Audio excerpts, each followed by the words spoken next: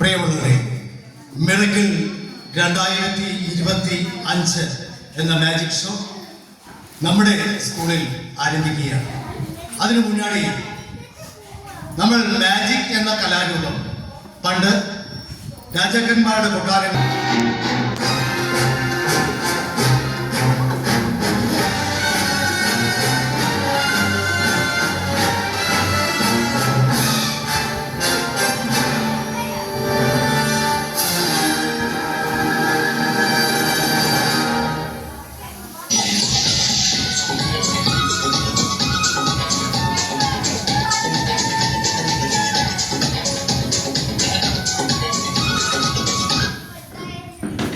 ഈ കാണിച്ച കാര്യങ്ങൾ കണ്ടോ? എന്തൊക്കെയായിരുന്നു?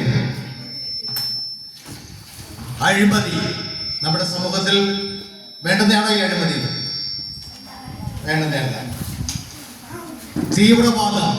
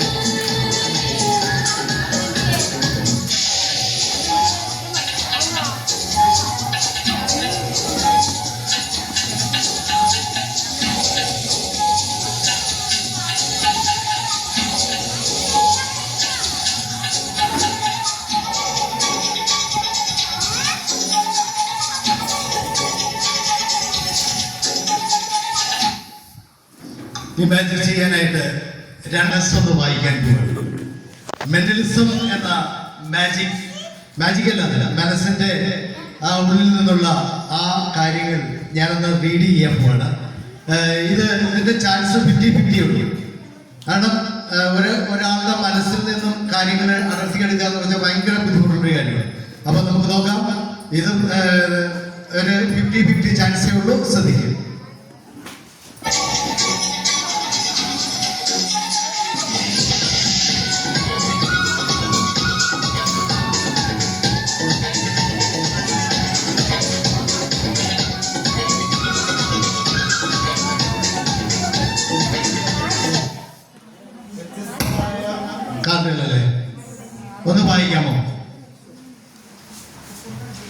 ആ ഞാൻ കുറച്ചതേ ഉള്ളൂ, ഞാൻ പേപ്പർ ബാക്കി ഇവിടെ കിടക്കണം. ഓക്കെ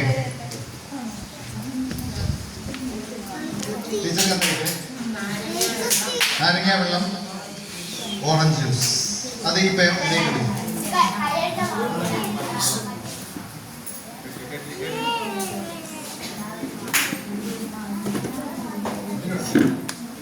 ഓക്കെ, അവർ എടുത്തത് കുറെ കാര്യങ്ങൾ ഈ കവറിനകത്തുണ്ട്.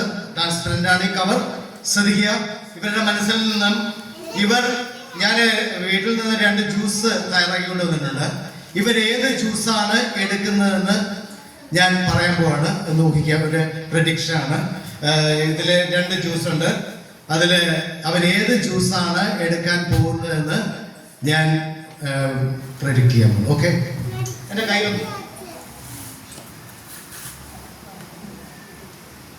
ഓക്കെ. ഭയങ്കര പാടാണല്ലോ മനസ്സിന്റെ വീക്ഷിക്കാൻ, എന്തൊക്കെയോ ചിന്തകൾ കെട്ടുന്നതാണ്. ഓക്കെ, ശരി. ടീച്ചർ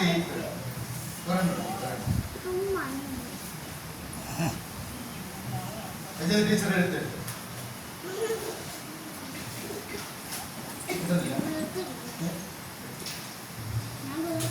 ടീച്ചർ എടുത്തത് മാംഗോ ജ്യൂസ് ആണ് അല്ലേ? ടീച്ചർ എടുത്തത് നാരങ്ങ വെള്ളമാണ് അല്ലേ? ഞാനത് നേരത്തെ പ്രെഡിക്റ്റ് ചെയ്ത് വെച്ചിരുന്നു. ഇവിടെ മാംഗോ ജ്യൂസ്, നാരങ്ങ വെള്ളം ഞാൻ